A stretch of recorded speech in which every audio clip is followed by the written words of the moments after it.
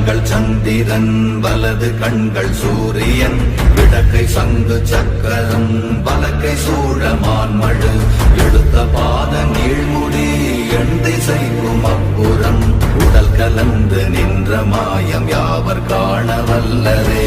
ஓம் நமச்சிவாய.